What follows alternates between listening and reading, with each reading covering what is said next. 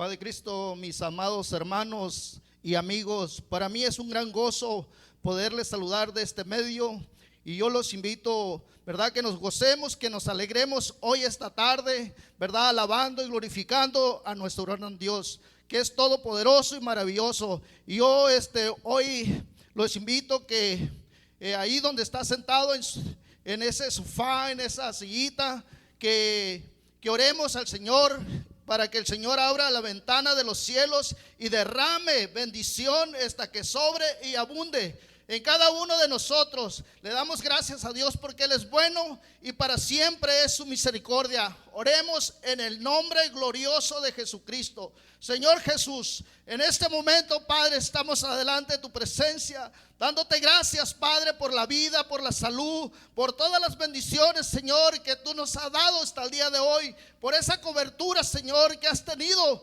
por cada uno de nosotros, Padre.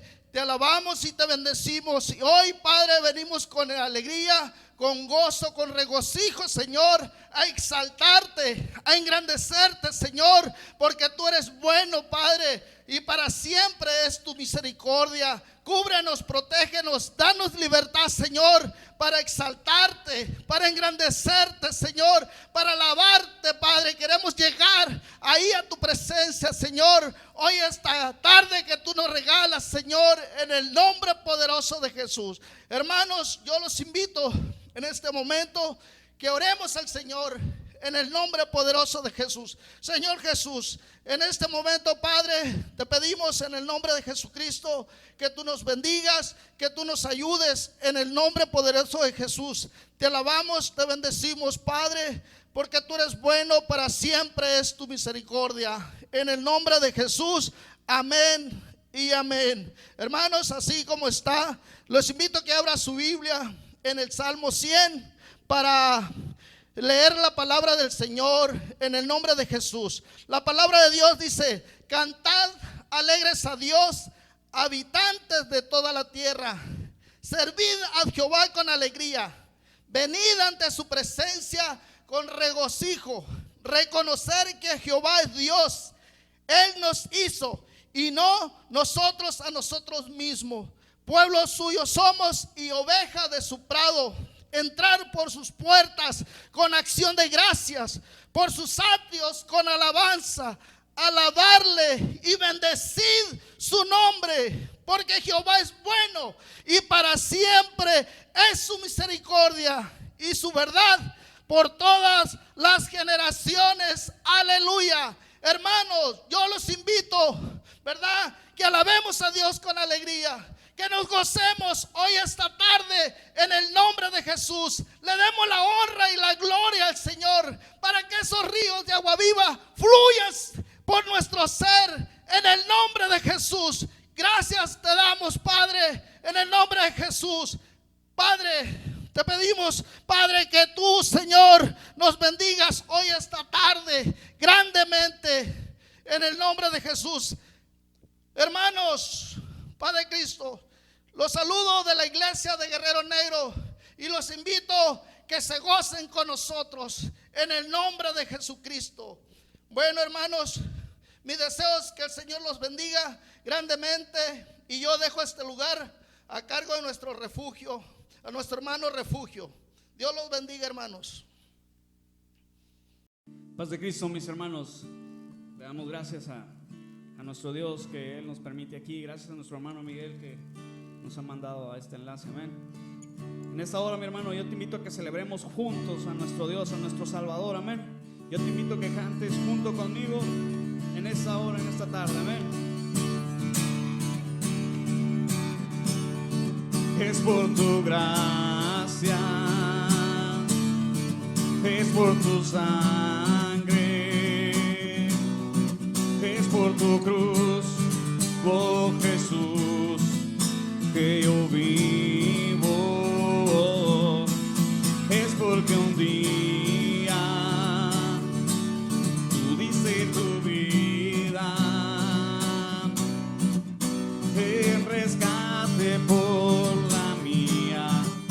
¿Qué sería de mi vida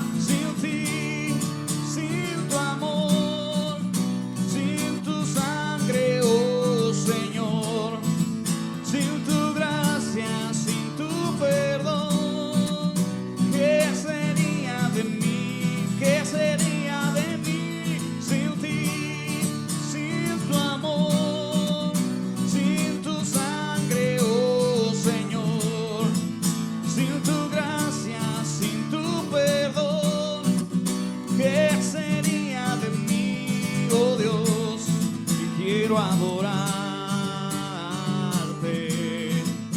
Jesús. Es por tu gracia, es por tu sangre, es por tu cruz, oh Jesús, que yo vivo. Es porque un día tú diste tu vida en rescate por la mía. ¿Qué sería de mi vida sin ti, sin tu amor, sin tu sangre, oh Señor, sin tu gracia, sin tu perdón? ¿Qué sería de mí? ¿Qué sería de mí sin ti, sin tu amor, sin tu sangre, oh Señor, sin tu gracia, sin tu perdón? ¿Qué sería de mí, oh Dios? Y quiero adorarte, Jesús. Eres tú la única razón de mi adoración, oh Jesús. Eres tú la esperanza que anhelé tener, oh Jesús. Confío en ti, me has ayudado, tu salvación me ha regalado. Voy a gozo en mi corazón, con mi canto te alabaré, te alabaré, te glorificaré, te alabaré, mi buen Jesús. Te alabaré, te glorificaré, te alabaré, mi buen Jesús. Eres tú la única razón de mi adoración, oh Jesús. Eres tú la esperanza que anhelé tener, oh Jesús. Confío en ti, me has ayudado, tu salvación me ha regalado. Voy a gozo en mi corazón, con mi canto te alabaré, te alabaré, te glorificaré, te alabaré, mi buen Jesús. Te alabaré, te glorificaré, te alabaré, mi buen Jesús.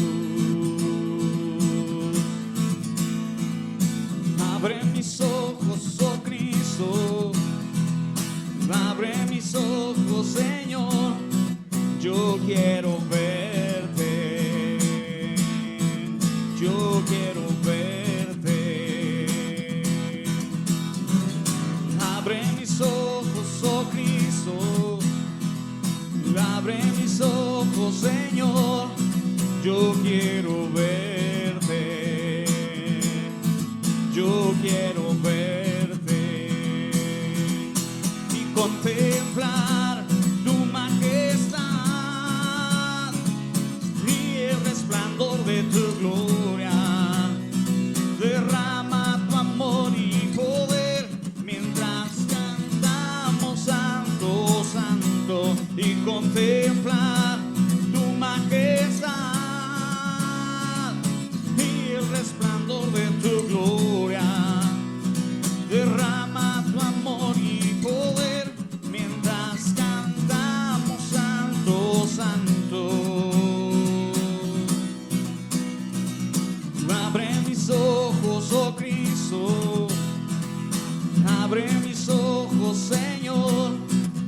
yo quiero verte, yo quiero verte. Abre mis ojos, oh Cristo, abre mis ojos, Señor, yo quiero verte, queremos verte y contemplar tu majestad y el resplandor de tu gloria. Derrama tu amor y poder mientras cantamos Santo, Santo, y contemplar tu majestad y el resplandor de tu gloria. Derrama tu amor y poder mientras cantamos Santo, Santo, Santo, Santo, Santo, Santo, Santo, Santo, Santo, Santo, Santo, yo quiero verte.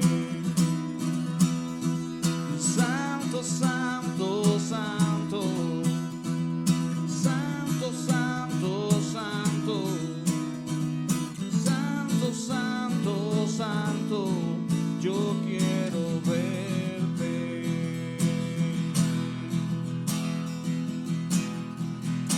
Amén, le damos gracias a Dios por su fidelidad, amén, porque Él es bueno. Amén, mi hermano. En esta hora, mi deseo es que el Señor te bendiga, mi hermano, y dejamos lugar a nuestro pastor, que Él va a ser el portador de la palabra. Que Dios te bendiga, hermano. Aleluya, gloria a Dios. Paz de Cristo, mis hermanos, les saludo con mucho gozo y alegría nuevamente el día de hoy.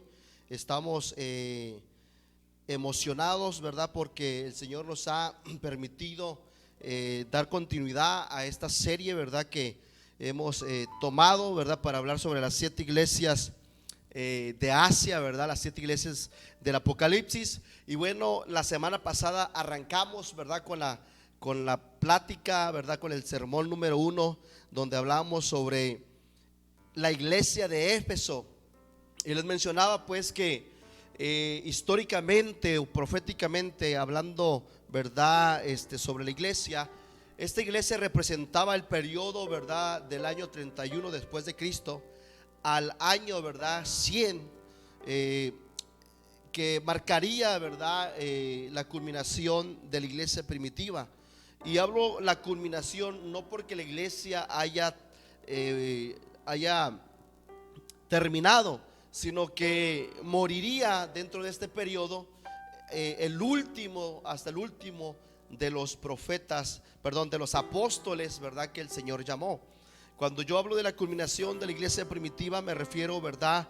A aquella generación de hombres y mujeres que estuvieron pegados, ¿verdad? Al corazón y las enseñanzas de Jesús, pero también refiriéndome pues a los 12 discípulos que se convertirían en apóstoles y que ellos serían los que estarían llevando el evangelio, y que sin duda explicaba la semana pasada que culminarían, ¿verdad? De una manera triste, de una manera, ¿verdad? Sangrienta sus muertes, porque ese sería el precio de su ministerio, ¿verdad? Después de la ascensión de Cristo. Y explicaba, ¿verdad? Que el último en morir de los 12 apóstoles, o incluyendo a Pablo, ¿verdad? El último en morir fue el discípulo o el apóstol Juan. Comento, ¿verdad? Que la semana pasada le llamé Juan el Bautista, pero fue un error nada más, ¿verdad? Cuando uno está predicando, de repente no alcanzamos se nos cruzan por ahí cierta información, pero siempre fue Juan el apóstol, el discípulo amado, o Juan el teólogo, ¿verdad? Como otros lo denominan, ¿verdad? Para hacer la diferencia de estos dos hombres importantes. Y bueno, hermanos, hoy estaremos abordando el siguiente periodo, que es, ¿verdad? El periodo del año. Es importante esto, ¿verdad?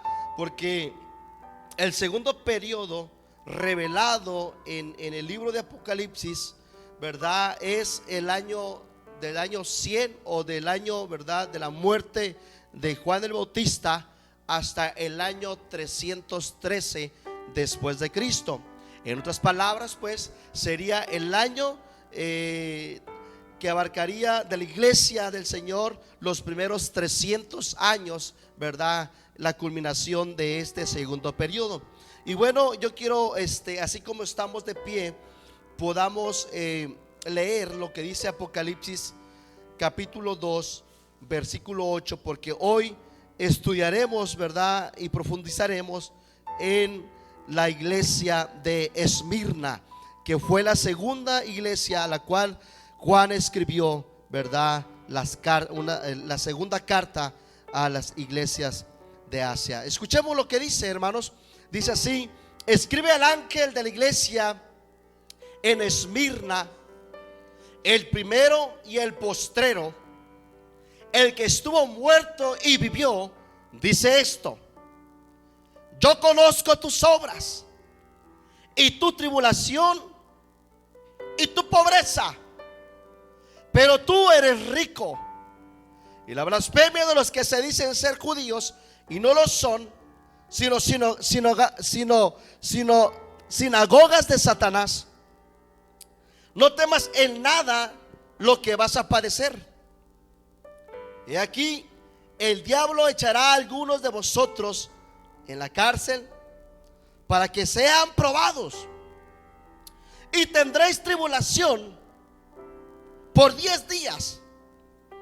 Sé fiel hasta la muerte, y yo te daré la corona de la vida. El que tiene oído, oiga lo que el Espíritu dice a las iglesias. El que venciere no sufrirá daño de la segunda muerte. Gloria a Dios. Yo le invito a que oremos al Señor y abramos nuestro corazón, ¿verdad? Porque cada una de las iglesias, como lo explicaba en el primer sermón, trae un mensaje dual, o un mensaje, ¿verdad?, en 3 aspectos importantes. Es uno histórico, profético para la iglesia. Uno también se puede decir que era físico para las iglesias que estaban en ese tiempo, ¿verdad?, presentes. Y también se puede decir que este pasaje se aplica a nuestra vida personal. Por lo tanto, la palabra de Dios no solamente es dual en esta parte, sino una tercera profundidad es apropiarlo para nuestras vidas, porque cada vez que nosotros leemos una porción de la palabra de Dios, también tiene una enseñanza en lo personal para nosotros. Oremos entonces en el nombre de Jesús. Padre, en esta hora te damos gracias porque estamos abordando el siguiente periodo de la iglesia. Lo que tú revelaste, Señor, en tu palabra, en el mensaje de las 7 iglesias del Apocalipsis de Asia, nos revelaste, Señor, los 7 periodos que la iglesia atravesaría en el transcurso de la historia. Y hoy te doy gracias, Señor, porque también trae una enseñanza, Señor, para nuestras vidas. Cada una de las iglesias, Señor, que se mencionan en esta preciosa palabra.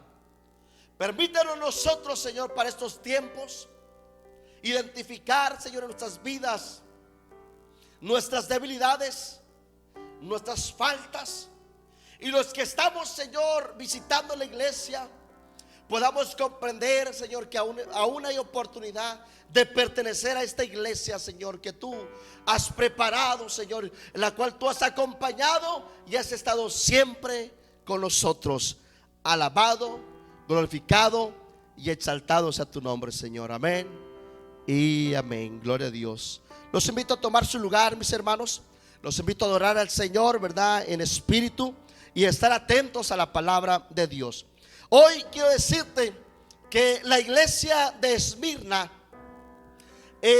trae también la revelación de los primeros, sería parte, ¿verdad?, de los primeros 300 años de peregrinación de la iglesia ¿verdad? Que junto con el periodo de la iglesia de Éfeso sumarían, ¿verdad?, estos 300 años de peregrinaje. Sin embargo, hermanos, encontramos en esta iglesia, ¿verdad? En la semana pasada mencionaba que todas las iglesias tenían un elogio. Había algo que el Señor reprochaba y exhortaba, que venía un consejo y a la misma vez una promesa.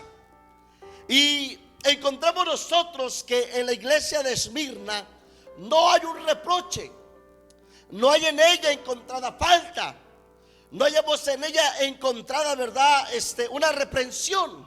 Al contrario, vemos nosotros en ella un espíritu aprobado de Dios.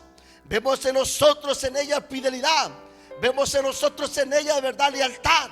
Vemos en esta iglesia, ¿verdad?, que el Señor pretende fortalecer su fe por el proceso que ha de atravesar. Y de la misma manera se está referenciando a la fortaleza y a la fe que necesitaría el pueblo de Dios en la historia de la iglesia y su peregrinaje. Palabras alentadoras, porque el periodo que atravesarían sería un periodo muy duro, muy duro. Quiero, antes de entrar al contenido doctrinal de esta ciudad, hablarte un poco de su historia. Esmirna era la segunda ciudad más potencial después de Éfeso. Algunos creen, ¿verdad?, que tenía más realce, ¿verdad?, y prestigio, ¿verdad?, porque tenía casi la misma función económica, potencial económica, la ciudad de Esmirna, de Éfeso. Y por ahí, ¿verdad?, se menciona que entre Éfeso y Pérgamo, ¿verdad?, ella estaba como ciudad central en la cual pudiera ella representar la capital por su fuerza. Y encontramos que esta ciudad de Éfeso estaba entre 50 a 62 kilómetros de distancia de Éfeso. Pero nos menciona la historia que Alejandro Magno invirtió en esta ciudad de tal manera, ¿verdad?, que sus calles principales empezaron, ¿verdad?, a tomar prestigio, ¿verdad?, por las carreteras rocosas o ciertas calles, ¿verdad?, bonitas. Menciona, ¿verdad?, que los edificios de esta ciudad eran muy bellos, a tal grado, ¿verdad?, que se denominó la ciudad dorada. La ciudad dorada, Esmirna, la ciudad dorada, y era considerada, ¿verdad?, la ciudad de ornato, ¿verdad?, o central, bella, que representaba a misma Asia.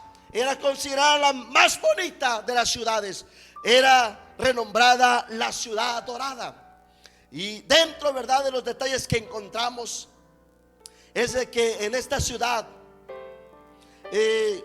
nos dice la historia que era un centro, ¿verdad?, de medicinas, ¿verdad? Era un centro de distribución de la ciencia y había muchas cadenas medicinales, había mucha inversión medicinal, había, ¿verdad?, mucho potencial también, lo podemos decir así, medicinal. También nos dice la historia que en esta iglesia de Esmirna estaban la imprenta de monedas, ¿verdad? O podemos decir que había una casa de monedas en la cual, ¿verdad?, no solamente era un flujo de ingresos, sino que producía, ¿verdad?, esa moneda con la cual comercializaba Asia. Entonces, pues encontramos que Esmirna era una ciudad rica, era la segunda ciudad más acomodada. Competía con la primera ciudad de Éfeso. Y encontramos nosotros, hermanos, el contexto, pues, social, que era una ciudad rica. Sin embargo, el contexto espiritual nos dice, ¿verdad?, que más bien el contexto económico de la iglesia de Éfeso era considerada como una ciudad pobre. Y cuando nosotros analizamos el por qué era una ciudad pobre, es porque por causa de la persecución, el imperio romano que estaba empoderado, ¿verdad?, en este tiempo, desde la iglesia primitiva hasta casi la culminación de la iglesia, casi, porque vamos a ver periódicamente que no fue así. El imperio romano empezó a imponer sus leyes, empezó a poner sus cultos y empezó a perseguir al cristianismo, a tal grado que el cristianismo, al ser perseguido, sus propiedades eran, ¿verdad?, tomadas. Eran despojados el cristiano de sus propiedades. Y es por ello, ¿verdad?, que por eso aparece diciendo, el Señor aparece en algún momento diciendo: yo conozco tus obras, tu tribulación y tu pobreza. Porque el cristianismo de este periodo perdería casi, ¿verdad?, todas sus propiedades por causa del nombre de Jesucristo y por causa de su fe. Sería un periodo marcado, sería un periodo perseguido, sería un periodo donde la iglesia tendría que ocultarse para la profesión de su fe. Entonces Esmirna, pues, es una ciudad de renombre también, porque dentro de sus elogios como ciudad, dentro de sus virtudes como ciudad de esta sociedad, nos decía, ¿verdad?, que uno de los grandes compositores, ¿verdad?, de poemas y filosofía era Homero. Homero fue uno de los grandes filósofos griegos, ¿verdad?, que cuando estuvo el dominio griego, ¿verdad?, se cree que fue su origen de nacimiento, la ciudad de Esmirna. Por lo tanto, era una ciudad socialmente abundante, rica, ¿verdad?, próspera. Pero el contexto económico, físico de la iglesia de Esmirna nos revela algo. Nos revela que ellos serían despojados. Nos revela que ellos eran pobres. Pobres porque vemos nosotros que la persecución de dicha iglesia los llevaría al despojo de sus propias propiedades. Vaya la redundancia. Los despojarían, ¿verdad?, de sus terrenos, de sus títulos de propiedad. Y por ello, ¿verdad?, es de que el Señor aparece para consolar en este tiempo donde la iglesia de Dios, su constante sería amargo. La estancia de la iglesia en este periodo sería triste y abatidor. Sería una persecución parcial durante los primeros 100 años, del año 100 al 200, si lo podemos decir así. Y después del 200 al 250 hasta el 300, ahorita yo voy a explicar cómo es de que la iglesia estuvo bajo este contexto de opresión. Pero algo que a mí me impacta es la revelación del nombre de Esmirna. Porque Esmirna, su significado marcaría este tiempo. Por eso es que cuando usted y yo, hermanos, leemos los nombres y por qué Dios escogió los nombres, encontramos la revelación de por qué el Señor las marcó para esos periodos. Y es que Esmirna significa mirra. El nombre de Esmirna significa mirra. Y usted debe de conocer que la mirra es un sinónimo de dolor. Es, ¿verdad?, una fragancia, o era un elemento, ¿verdad?, que se usaba para el embalsamiento, para los momentos de sepultura. Y era una sustancia, ¿verdad?, para embalsamar los cuerpos sin vida. Por lo tanto, Esmirna nos revela que habría un periodo en la iglesia donde su contexto, ¿verdad?, sería dolor, sufrimiento, ¿verdad?, sería persecución, sería intranquilidad. Serían 200 años, hermanos. Si ya la iglesia primitiva había tenido 100 años de persecución, no exactamente de persecución, pero sí de privatización, y en los últimos años, del 65 al 100 o del 70 al 100, la iglesia primitiva empezaría a vivir persecución. Del año 100 al 312, la iglesia no tendría paz, no tendría tranquilidad, porque ellos, hermanos, llegaría el momento que incluso edictos que aún no habían sido decretados, edictos saldrían para que todo cristiano muriera.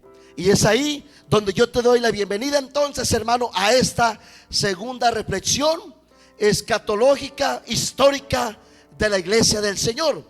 Esmirna significa mirra. Y quiero decirte esto: el periodo de la iglesia de Esmirna abarca el periodo desde la muerte del apóstol Juan hasta el año 313, donde en el 212 Constantino marcaría el fin de esta década o de este periodo con un edicto en el 313 llamado el edicto o el promulgado de Milán. Este edicto dio el fin a la persecución de la iglesia de Dios o de la fe cristiana. Quiero que usted identifique esto: del año 100 al año 313, entonces se encuentra el periodo de la iglesia de Esmirna. Estaría dentro desde el año 100 hasta el año 313, donde en el año 313 Constantino, el emperador Constantino, ya no perseguiría a la iglesia, sino que Constantino llevaría una transformación de la fe, una fe cultural, y esto le da entrada a la iglesia de Pérgamo o al tiempo de Pérgamo.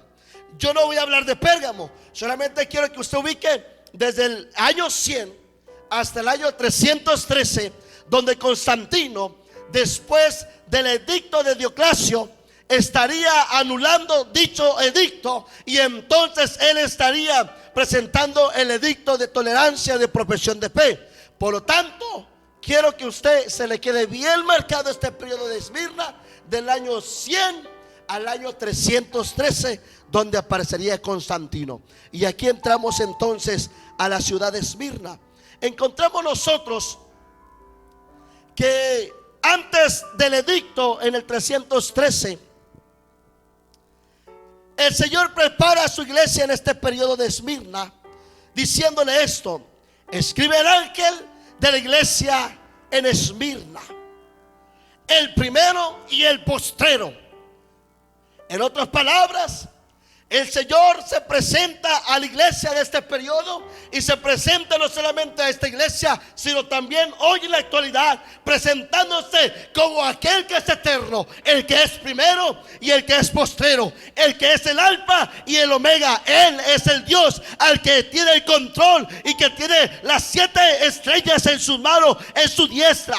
Cuando aparece en el capítulo 1 de Apocalipsis diciendo el que tiene las 7 iglesias en sus diestra, está diciendo el que tiene el control de su pueblo, el que tiene el control de su iglesia, el que no hay nada que pase sin que Él permita. Él es el que te habla, el eterno, el poderoso, el rey de Judá, el que estuvo muerto y el que está vivo. Así se le presenta a Esmirna, porque ciertamente sería una iglesia que probaría la muerte. Por eso la revelación de Mirna, de Esmirna, de Mirra, este periodo de la iglesia, el Señor le está diciendo: tienes que prepararte para morir.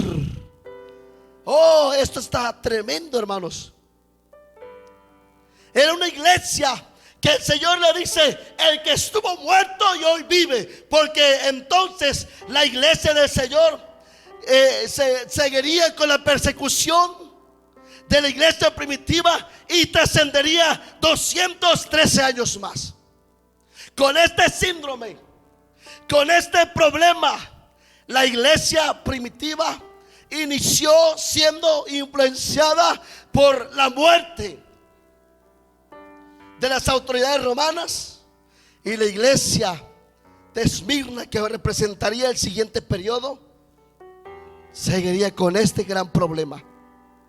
Por esto Dios se presenta en el Apocalipsis capítulo 2 a esta iglesia, versículo 8, diciendo: el que estuvo muerto y vivió. Como diciéndole a la iglesia de Esmirna: muy probablemente ustedes, más bien ustedes, van a experimentar muerte, pero van a vivir, porque les habla que el que murió, pero ustedes van a estar igual que yo en victoria. Y esta es una gran revelación.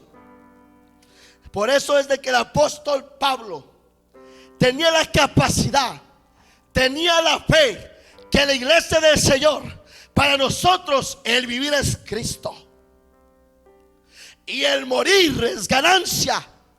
Porque los que muramos por causa de su nombre, tendremos vida juntamente con Él. Dios, a través de esta carta, les empieza a decir: yo conozco lo duro que han de enfrentar los siguientes días. Yo conozco que vas a ser despojado. Yo conozco tus obras y tu tribulación. Yo conozco tu tribulación. Hermanos, en todos los tiempos, la iglesia de Dios, el pueblo de Dios, pasará tribulación. Y cuando habla de tribulación, tiene que ver en el contexto griego aquello que atribula el espíritu, aquello que carga el espíritu, aquello de verdad que aplique el espíritu en nuestras vidas. Jesús dijo, ¿verdad? En el mundo encontrarán aflicción, pero no tengan miedo, yo he vencido al mundo.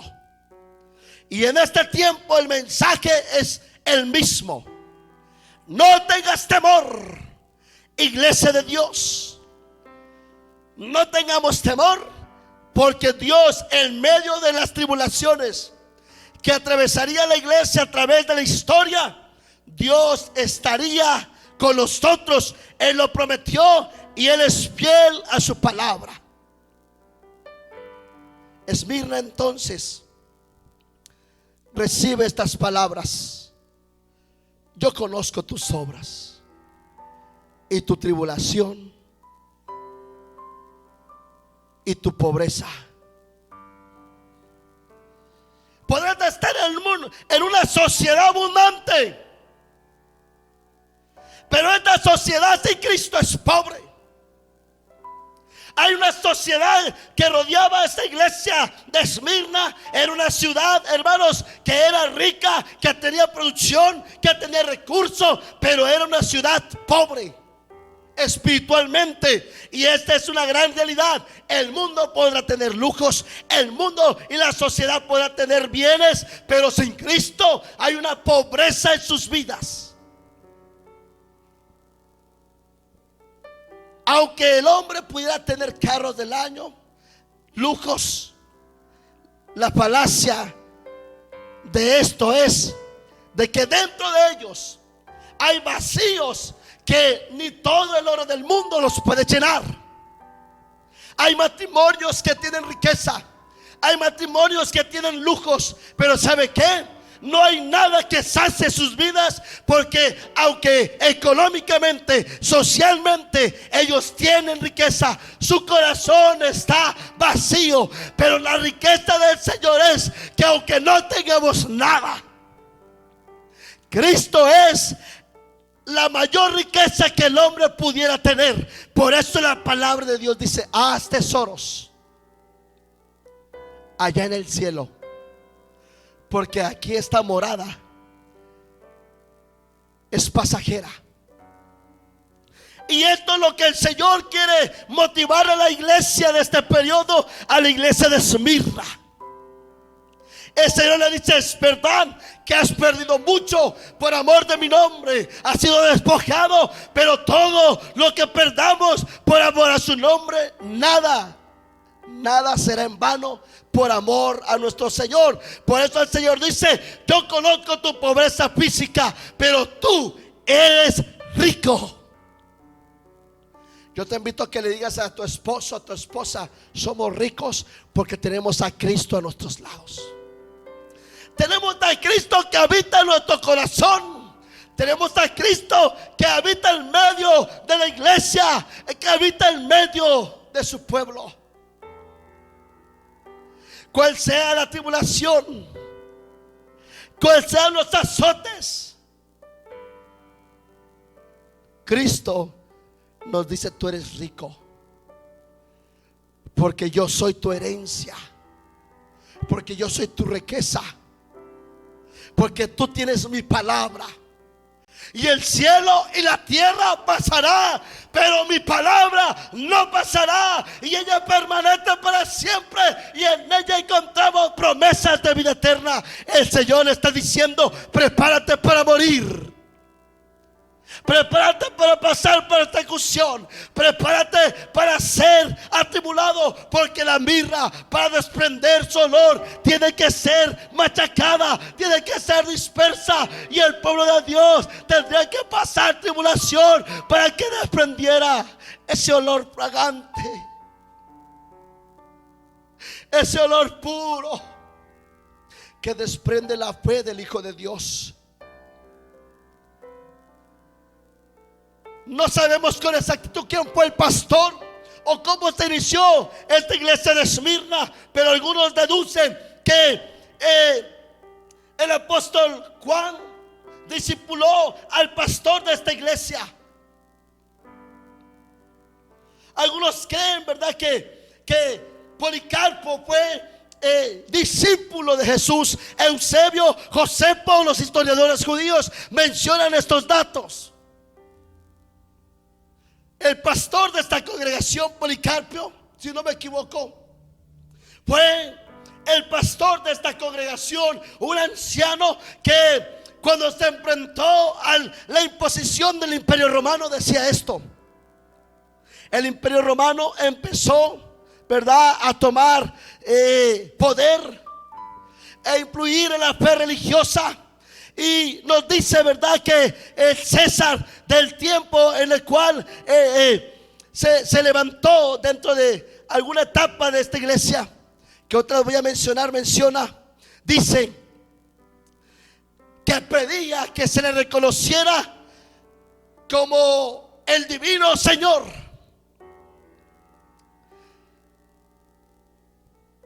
Él pedía al César que se reconociera como el Señor de la nación. Y mencionan los historiadores que en una reunión de plaza este emperador reunió las multitudes, y dentro de esas multitudes estaba este pastor. Yo bendigo a los pastores de la iglesia, porque si alguien tiene que dar el ejemplo de fe, si alguien debe de ser dedicado, si alguien debe de ser apasionado, son los pastores. Bendigo los pastores de la iglesia, porque este pastor, delante del emperador romano de Esmirna, cuando se pidió que se reconociera y se doblaran delante de él, la historia dice que él no se dobló delante del poder romano. Cuando lo notó, el emperador dijo: ¿por qué aquel hombre no se ha postrado delante de mí? Y entonces dijeron: es que él es un cristiano. Y lo llamaron y le dijeron: si tú no te postras, serás ejecutado. Y él dijo: yo no tengo ningún problema, tengo más de 40, de 50 años cristianos reconociendo al único Señor que se llama Jesús. Y esa fue la razón el cual murió atado en una hoguera y quemado, gloria al Señor. Por eso dice la palabra de Dios: yo conozco tu tribulación y conozco tu pobreza, tu despojo. Y es que aquí vemos una gran verdad también. Dice la palabra de Dios que había blasfemia contra el pueblo cristiano. Y es que el emperador romano, el imperio romano, había decretado que él tenía que ser reconocido como la divinidad, como la majestad, como el Señor de Roma y el Señor de Asia. Y entonces nos dice que los judíos, pero los judíos que rechazaron a Jesús, empezaron a acusar a los cristianos delante del imperio romano de herejes y de rebeldía y de conspiración, y de que ellos adoraban y tenían otro Señor y que por eso no lo reverenciaban. Por ahí nos dice, ¿verdad?, que relacionan aquel texto donde dice: estos son los que trastornan al mundo. Porque también iba en contra de la cultura romana. Porque incluso los judíos que empezaban a blasfemar contra el cristianismo, empezaban a decir y a acusar que eran ateos los cristianos, despreciando la perspectiva politeísta de Roma, porque Roma tenía muchos dioses y ellos nada más tenían uno. Y por esto también nos dicen los historiadores que los empezaron a perseguir por ser sectistas a los cristianos y por poner un solo Dios sobre todas las cosas. Y el imperio romano fue influenciado por las blasfemias de los mismos judíos que no aceptaron a Jesús.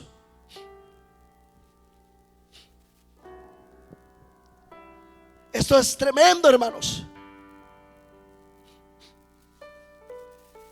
porque los mismos judíos empezaron a influir y pedir a los romanos que castigaran el cristianismo. Por eso dice en el versículo 9: y blasfemia de los que dicen ser judíos y no lo son, sino sinagogas de Satanás. Y es que detrás de la obra de Dios, detrás del pueblo santo de Dios, en todos los tiempos, siempre el enemigo tratará de trabajar para confrontar la fe. Esto es inevitable desde el inicio hasta la culminación, hermanos, del reino de Cristo. El enemigo estará haciendo guerra. Por eso el libro de Apocalipsis nos habla, ¿verdad?, y nos revela el fin del mismo diablo, de sus huestes, cómo será en algún momento destruido por Dios, por su poder. La iglesia siempre estará en lucha y en guerra con aquellos que son sinagoga de Satanás, con aquellos que se reúnen para ir en contra de la obra de Dios. Y hoy, hermanos, quiero decirte que el enemigo no duerme, sigue buscando acechar a la iglesia de Dios, sigue acechando para tribular a la iglesia de Dios, pero mayor es el que está con nosotros que el que está contra nosotros. Dios nos dio de su Espíritu Santo para que nosotros atravesemos las continuas tribulaciones que vengan sobre nosotros. nos dice la palabra de Dios: no temas en nada. Yo no sé, hermano, si usted tenga miedo, algo lo esté amedrentando, pero la iglesia del Señor ha de ser atribulada. Pero quiero decirte que una cosa es ser atribulados y otra cosa es la gran tribulación. La palabra de Dios constantemente nos habla de las tribulaciones, pero otra cosa es la gran tribulación. Quiero decirte que la iglesia del Señor no estará en la gran tribulación. Si alguien está preocupado si hemos de vivir la gran tribulación, yo te digo, no estaremos nosotros en la gran tribulación, porque la gran tribulación será un juicio en los cuales entrará la justicia de Dios, o los juicios de Dios sobre su pueblo Israel, que le rechazó y que no le reconoció cuando él vino como Mesías y Salvador. Por eso quiero decirte que hoy, en medio de las tribulaciones que podamos atravesar, en algún momento nosotros seremos recompensados. Pero la gran tribulación no es por la iglesia. En algún momento también espero explicar sobre la gran tribulación, pero la iglesia de Dios no participa de la gran tribulación que da inicio, ¿verdad?, a los 7 años, ¿verdad?, de la paz falsa y todos los acontecimientos que involucran el contexto de Israel, la nación y el pueblo de Israel.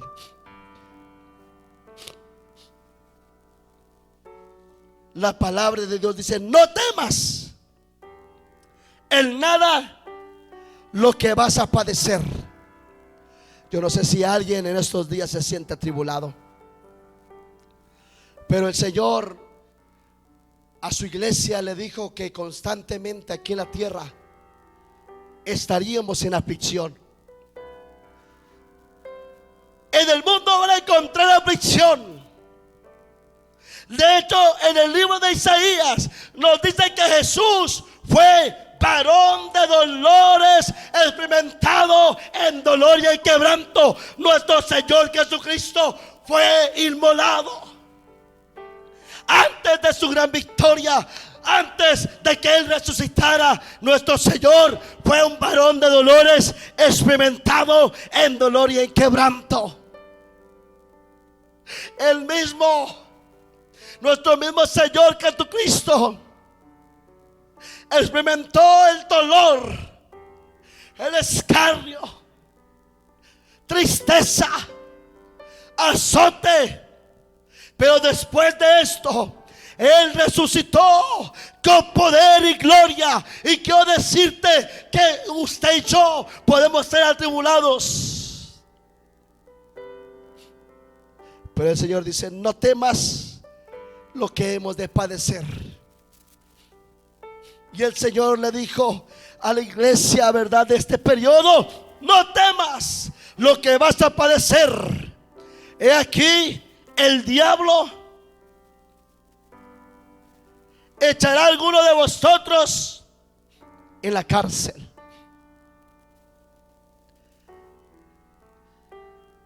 Algunos serán echados a la cárcel. Otros, ¿verdad?, nada más serán quemados. Algunos degollados. Pero el Señor, en medio de esto, dice: no temas. Yo quiero decirte, iglesia, por todo lo que estemos atravesando en la actualidad, no temamos. Dios te dice: si en la primera iglesia primitiva, si la segunda, el cristianismo del tercer siglo se mantenieron fiel, yo te digo en este tiempo: no temas. ¿Cuánto va a durar la pandemia? No lo sabemos. ¿Cuánto va a afectar? No lo sabemos. ¿Traerá el nuevo orden mundial? No lo sabemos. Pero el Señor te dice en este tiempo: no temas, porque mi iglesia está en mi diestra. Porque todos los tiempos están en mis manos. Y ustedes no atravesarán la gran tribulación. Serán atribulados, pero no estarán en la gran tribulación de los juicios de Dios. Y esto debe traer paz. Los que estemos caminando de la mano de Dios, los que estemos velando, los que estemos buscando su palabra, los que estemos doblando nuestras rodillas, los que estemos buscando su comunión, no debemos de temer. Debemos de tener la confianza de aquel que nos llamó, de aquel que nos dijo: ustedes son un pueblo santo, un pueblo apartado, un pueblo en esperanza. Él dice: no temas en nada, iglesia de Esmirna, porque por un tiempo, dice, no temas en nada lo que vas a padecer. He aquí, el diablo echará a algunos de vosotros en la cárcel para que sean probados, y tendréis tribulación por 10 días. Y aquí hay una revelación, hermano, amigo. Si tú estás siendo atribulado, si estás siendo probado, quiero decirte que la prueba y la tribulación en este tiempo, en nuestra carne, tiene un fin. Tiene un tiempo. Dios permite las cosas. Recuerde usted que Job fue probado por el diablo para ver lo que había en tu corazón. Pero después de perder tu casa, sus hijos, su economía, su salud, después de haber sido probado, el Señor dijo: es suficiente, eres un hombre fiel. Y entonces Dios restauró todo lo que el diablo le había quitado a Job. Quiero decirte, hermano, que la iglesia, en medio de tu tribulación, en medio de todo lo que padece, todo tiene un tiempo. No durará para siempre nuestra aflicción temporal en esta carne y en nuestras vidas. Alguien puede estar desanimado por un proceso de dolor, por una enfermedad, por una mala noticia. Quiero decirte, esa noticia tiene, esa situación difícil tiene un fin, tiene un momento donde ha de terminar. Y Dios le ha puesto el límite a ese periodo. Dios le ha puesto límite a ese periodo. Quiero decirte que aquí hay profecía también.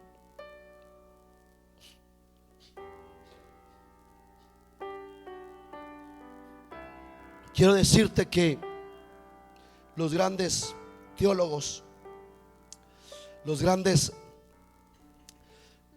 estudiosos de la historia marcan este periodo como un tiempo profético de la aflicción de este periodo de la iglesia de Esmirna. Debemos de comprender que en la profecía un día corresponde a un año, y de acuerdo al texto pudiera ser que un día represente 2000, un día 1000 años, 2 días 2000 años, depende del contexto, ¿verdad?, del pasaje bíblico. Y aquí, hermanos, encontramos lo siguiente: cuando a Esmirna se le dice: tendréis tribulación por 10 días, está haciendo referencia al periodo de persecución que yo le dije a usted que terminó en el año 313, porque la persecución oficial en el acuerdo de Milán, ahí terminó la persecución de la iglesia fiel del Señor. Todo tiene su tiempo. La historia nos dice lo siguiente: dentro del año 64, donde Nerón empezó a hacer la ejecución a los apóstoles, en los cuales Nerón ejecutó a Pablo, Y Nerón encendió Roma culpando al cristianismo y empezó a erradicar, ¿verdad?, la persecución cristiana. Encontramos nosotros del año 64 al 312 10 emperadores romanos atacando al cristianismo. Y es por ello que es importante la historia. Para leer ciertos acontecimientos, aún más en Revelaciones, necesitamos comprender mucha historia. Los 10 periodos o los 10 años que marca el libro de Apocalipsis se interpreta de la siguiente manera: desde el 64 hasta el 200, hasta el 312, encontramos que del año 64 al 68 Nerón empezó la persecución de algunos cristianos, culpándolos de incendiar Roma. Del año 90 al 95 después de Cristo, encontramos que también Domiciano fue el que desterró a Juan de Patmos, a Patmos. Y encontramos 2 emperadores atacando la fe cristiana. En el 104 al 117 después de Cristo, encontramos a Trajano, que mató a Ignacio de Antioquía y lo quemaron en una estaca. Del 161 al 180 después de Cristo, encontramos que también fue asesinado y quemado Justino Martín. Y de ahí aparece con persecuciones parciales en el 200 al 211 Severo.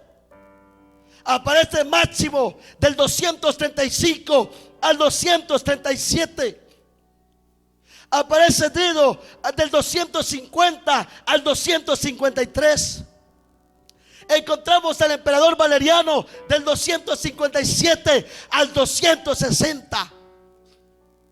Encontramos a Aureliano del 270 al 275.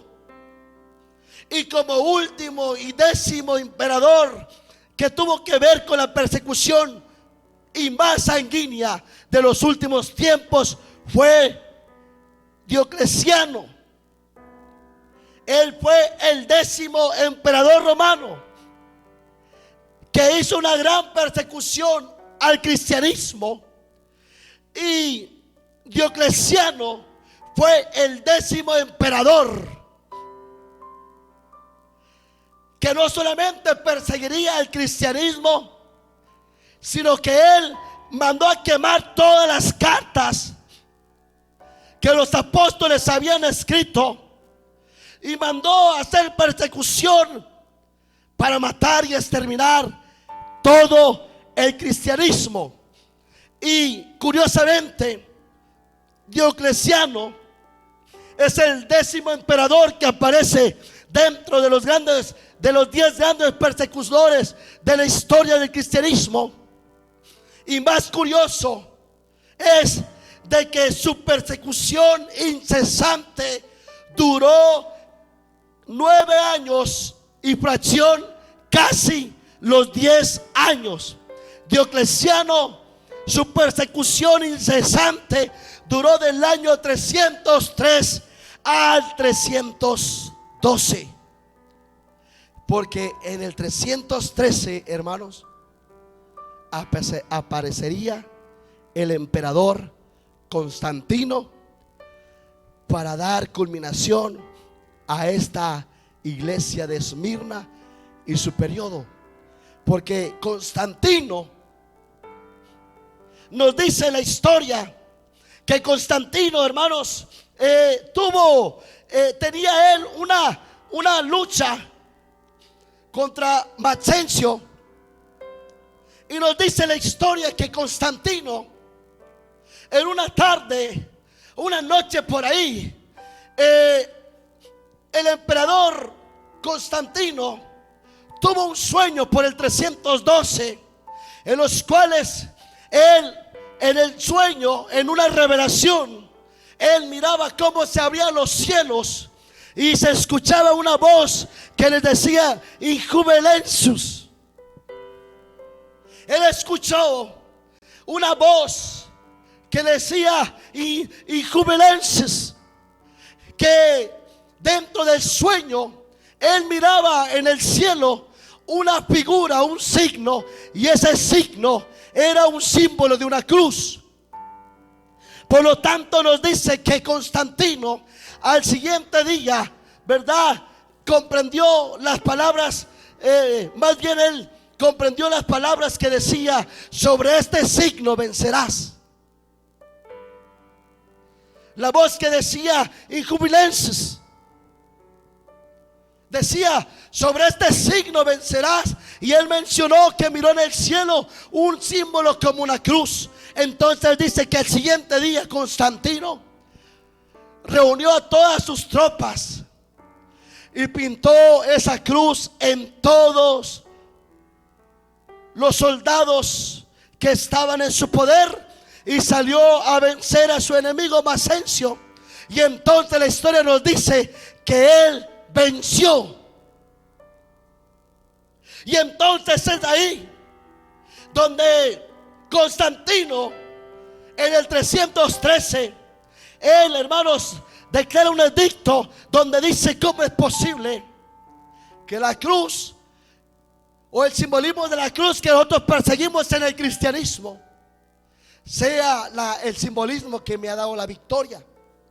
Por lo tanto, encontramos que Constantino se convertiría al cristianismo, y él en el 313 daría el edicto de Milán, donde él hablaba el tratado de tolerancia y de libre profesión de fe, o de no más persecución al cristianismo. Y de esta manera comprendemos que era el final de la persecución del periodo de la iglesia de Esmirna. De esta manera se da final al edicto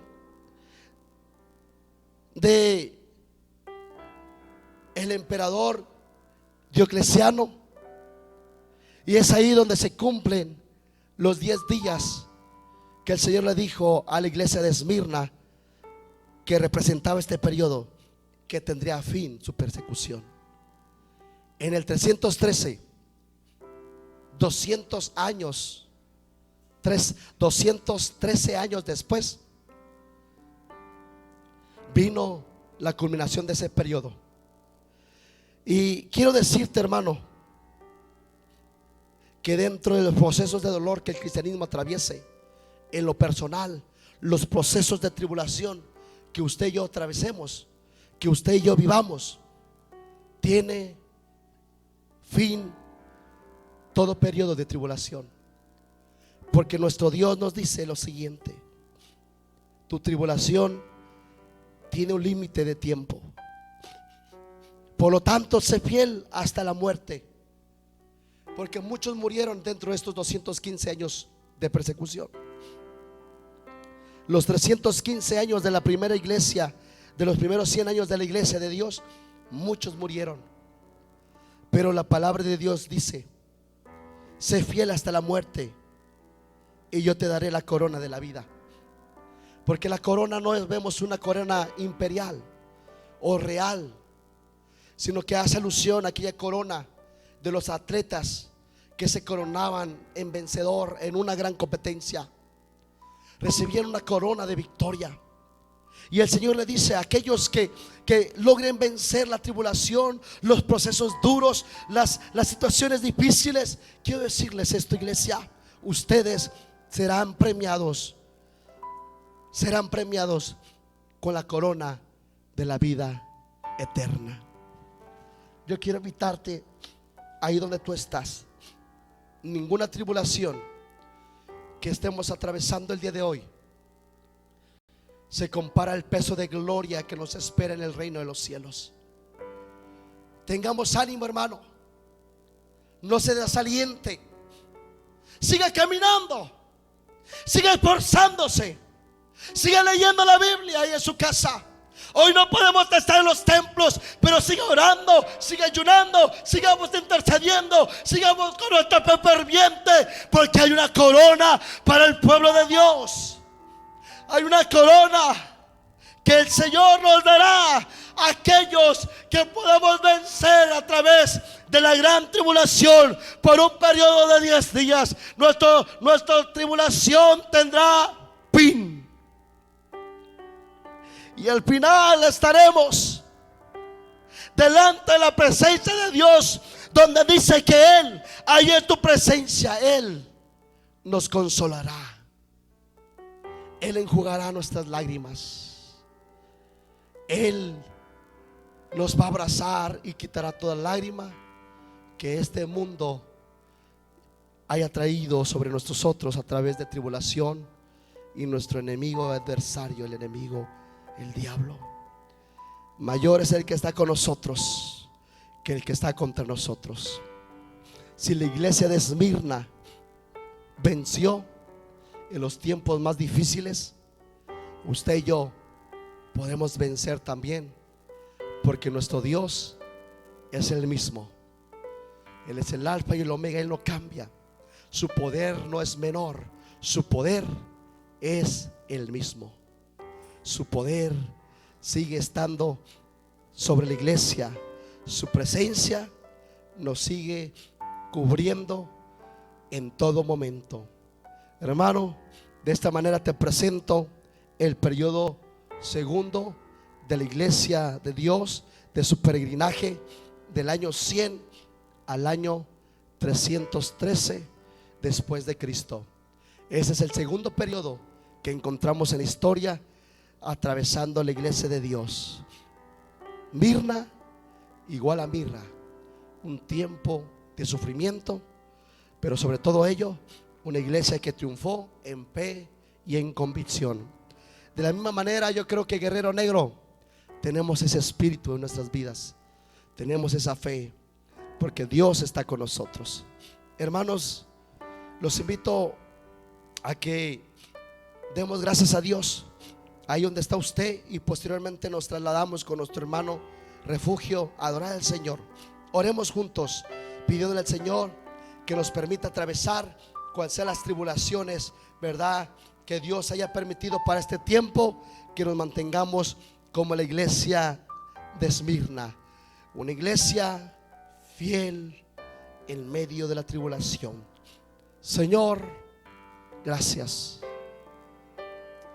porque los primeros 300 años de la iglesia, 213 años, fue pura persecución, angustia y dolor. Si en este tiempo, Señor, en nuestras vidas tú permites esto, en medio de ella, ayúdanos a glorificarte y darte la gloria y la honra, porque tú estás encima de cualquier tiempo. Tú tienes el control de nuestras vidas. Tú tienes el control, Señor, de tu amada iglesia. Alabado, glorificado y exaltado sea tu nombre, Señor. Hermanos, Dios les bendiga, Dios los guarde. Nos conectamos con nuestro hermano Refugio y él mismo estará despidiendo nuestro servicio. Dios les bendiga.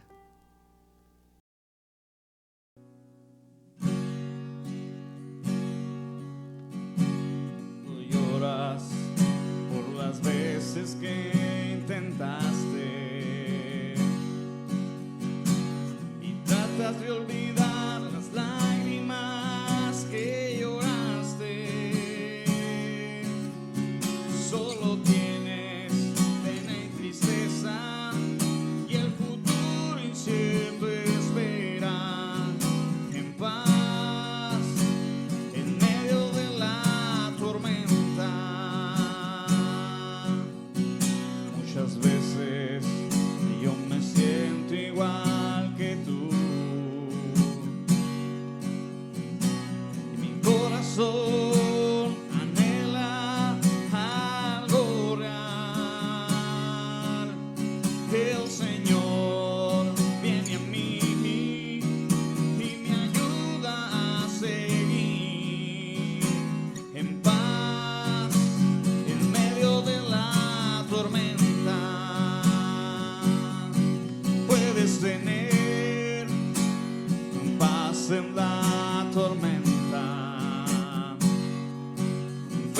esperanza cuando no puedas seguir, y aun con tu mundo hecho pedazos, el Señor guiará tus pasos en paz en medio de la tormenta.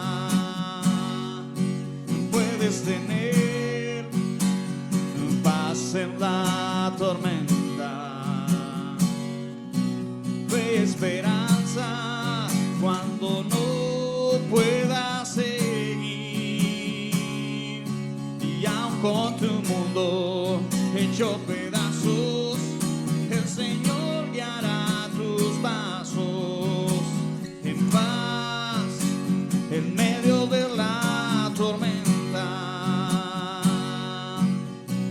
Cuando lloras por las veces que intentaste y tratas de olvidar las lágrimas que lloraste, solo tienes pena y tristeza y el futuro incierto espera. En paz en medio de la tormenta. Muchas veces yo me siento igual que tú. Mi corazón anhela algo real, y el Señor viene en mí y me ayuda a seguir en paz en medio de la tormenta. Puedes tener paz en la tormenta, fe y esperanza cuando no puedas seguir, y aun con tu mundo hecho pedazos, el Señor guiará tus pasos en paz en medio de la tormenta. Puedes tener paz en la tormenta, fe y esperanza cuando no puedas seguir, y aun con tu mundo hecho pedazos, el Señor guiará tus pasos en paz en medio de la tormenta. En paz en medio de la tormenta. En paz en medio de la tormenta.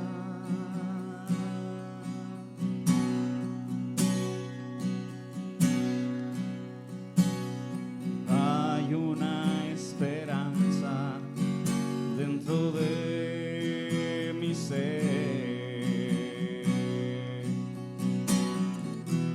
ver un día el rostro de mi buen Jesús.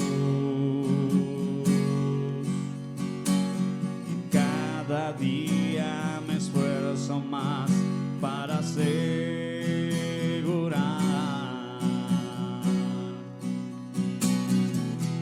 ser yo levantado cuando Él vuelva, y qué glorioso será ver a mi Jesús y hablar con Él y decirle lo feliz que soy ahí. En todos mis afanes terminarán, yo descansaré en los brazos de Jesús. Y qué glorioso será ver a mi Jesús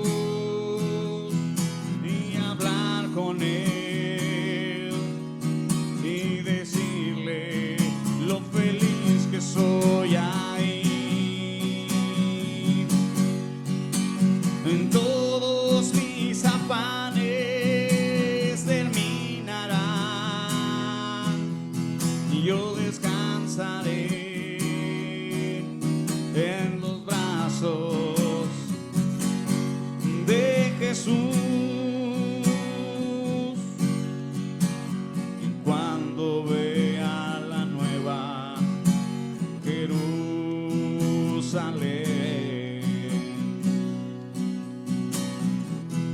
de lo que sufrí aquí no me acordaré, de esas calles de oro en las que soñé, de la mano del Señor caminaré, y qué glorioso será ver a mi Jesús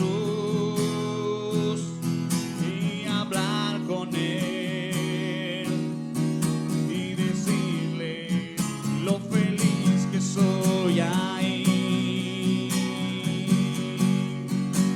En todos mis afanes terminarán, yo descansaré en los brazos de Jesús. Y qué glorioso será ver a mi Jesús y hablar con Él y decirle lo feliz que soy ahí. Todos mis afanes terminarán, yo descansaré en los brazos de Jesús. Gracias, Señor, porque tú eres bueno, Dios. Gracias, Dios, por esa promesa. Amén, mis hermanos, le damos gracias a Dios por esa promesa que el Señor nos da, amén, de que Él vamos a estar allá en aquel lugar tomados de su mano, amén. Y en esta hora, mi hermano, así hemos llegado al final de nuestra transmisión. Es un gusto haber estado con ustedes, mis hermanos. Mi deseo es que el Señor los bendiga. Antes de todo, queremos recordarles un pequeño anuncio e invitarlos para el día domingo. Tenemos el inicio de nuestras clases virtuales, mis hermanos, en punto de las 10:30 de la mañana, para que te integres ahí, mi hermano. Te hago esa invitación. Y sin más, pues mi deseo es que el Señor te bendiga, y decimos: la gracia de nuestro Señor Jesucristo sea con todos vosotros. Amén. Mi hermano, que el Señor te bendiga. Ánimo. Amén.